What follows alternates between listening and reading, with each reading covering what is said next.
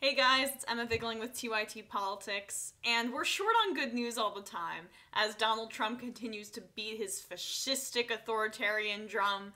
We are not really in a good place all the time in terms of democracy. Not that we were before. We live in an oligarchy, I've been saying that forever, but again, I want to report good news when we get it, because it's few and far between these days. So, besides campaign finance reform and the blatant corruption in our federal and state governments, with super PACs and dark money and Citizens United and all of that, maybe the greatest issue facing democracy on the local level is gerrymandering.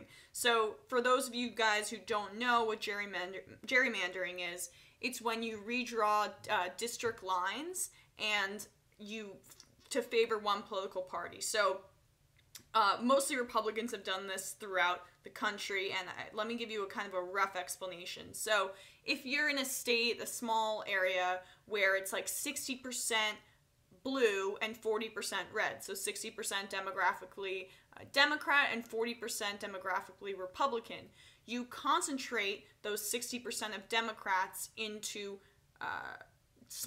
districts. And so say you're dividing that 60-40 into 5 districts. You put the Democrats in 2 heavily blue districts, and then the 3 districts are majority red with a little bit of blue sprinkled in there. So that means that if those 5 districts are hosting an election, the 3 majority red ones will pick a Republican, and then the ones where the blue Democratic liberal constituencies are concentrated will lose. And Republicans have been doing this throughout the country, putting Democrats and isolating them into certain areas, it's often urban areas, and then giving disproportionate influence for the conservative voters throughout their districts. So this is a huge, huge reason why Republicans have so much control beyond Democratic incompetence and indifference and corruption all around the globe. So many Republican-led states, including Texas,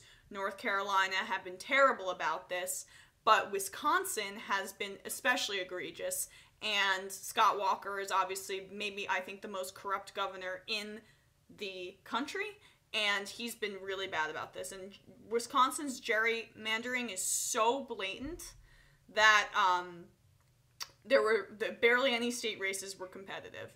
According to the local papers that I was reading about this, but there has been some pushback, so I want to give you guys this good news. So 2 months ago, a federal court panel struck down Scott Walker's gerrymandering and the district map that he and the Republicans had drawn up as illegal. So they said that there was no go there, and Walker obviously appealed, but on Friday he lost the appeal. So let me guys read to you from The Nation.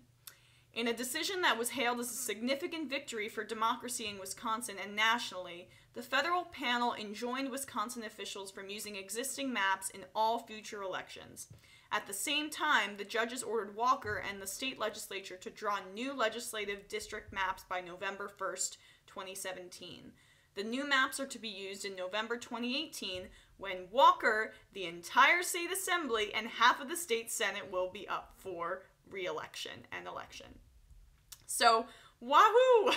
This is extremely important because obviously 2018, I hope, is a huge year for progressives and progressive candidates. Our Revolution, Justice Democrats. There's a huge level of political engagement and political activism. And people are extremely excited to get involved in politics. Excited may not be the right word. They're terrified of Trump and his policies, so they're trying to be more active. So if we're able to have a more open and honest process that allows more progressive candidates to come forward and have a fair shake in the electoral process, that is great. That is awesome. So I'm really excited about this, and that was the huge obstacle to many of these progressive candidates would have been gerrymandering. But, again, I want to hedge this with don't get too excited yet. So, unfortunately, the Supreme Court is about to get very conservative.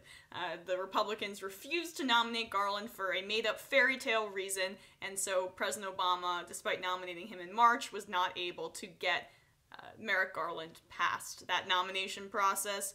And now the Republicans are decrying that the Democrats are even winking or making a suggestion that they won't nominate people like Stephen Mnuchin. Give me a break, but I don't want to get off on a tangent there.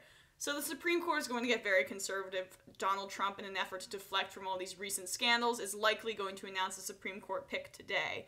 And let's hope they do the right thing, this new conservative Supreme Court, and uphold the lower court's decision about Scott Walker's gerrymandering.